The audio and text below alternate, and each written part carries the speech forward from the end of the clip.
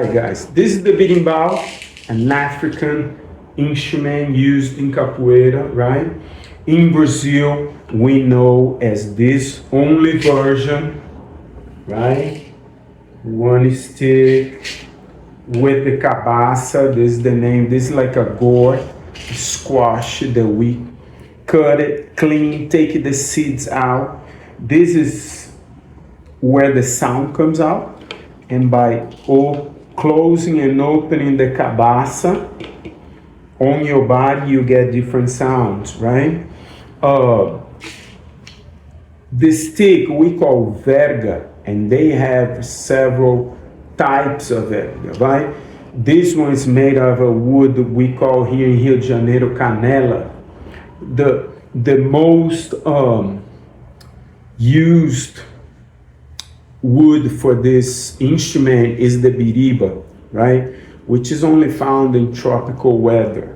But there are others in different parts of Brazil. You find different types of wood with different names. Like in Goiás, you find the guatambu, right? You have several different types of wood that people use to make the berimbau. So the verga, this particular verga is made out of wood called canela. The cabaça, right? That's the name. Then you have the arame. The arame is taken out of a tire. We pick up a tire, car tire, right? Cut the inside ring, the one that touches the part that touches the wheels.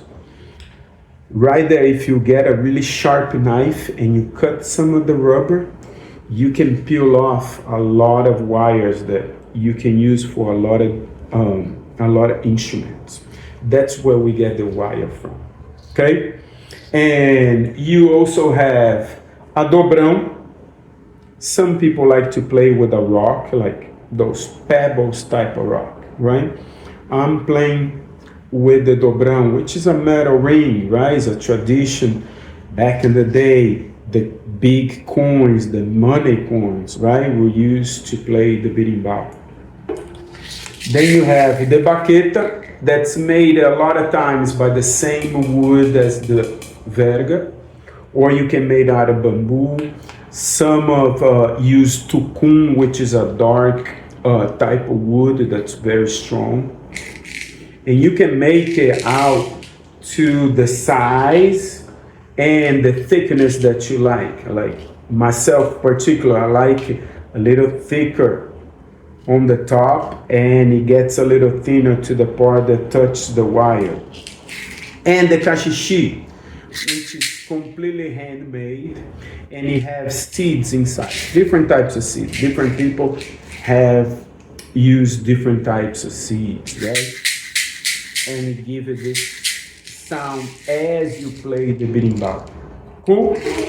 Then the wire is the arame is have a string, a rami on the end, and that's what we use to put together the instrument. You stretch the wood, tie up the rami on the verga, and you get this type of bow on the wood.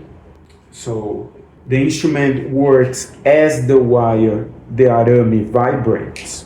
And by touching, pressing, and releasing the dobrão on the wire, so you get different sounds, right? Like if I just touch the wire and I close the cabaça, I get this scratchy sound, right? If I press the dobrão and I open the cabaça, I get a different note. If I release completely the dobrão, another note. And if I hit the wire and then just touch the dobrão without any pressure, right? I get another sound.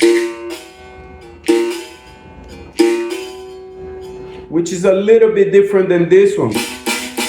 Because this one I'm already touching before I hit the dobrão, before I hit the baqueta. This is called baqueta, okay? I touch the dobrão before I hit the wire. Now if I hit the wire first and then touch the dobrão, I get a little bit different note.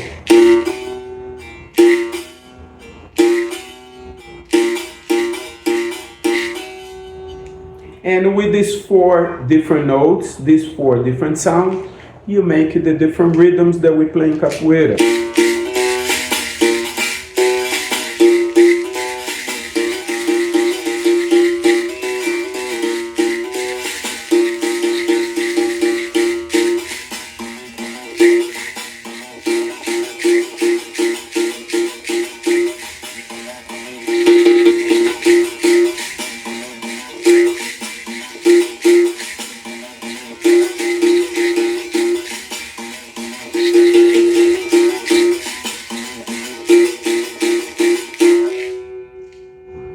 Now, this instrument and this variation, this instrument is called Berimbau here in Brazil.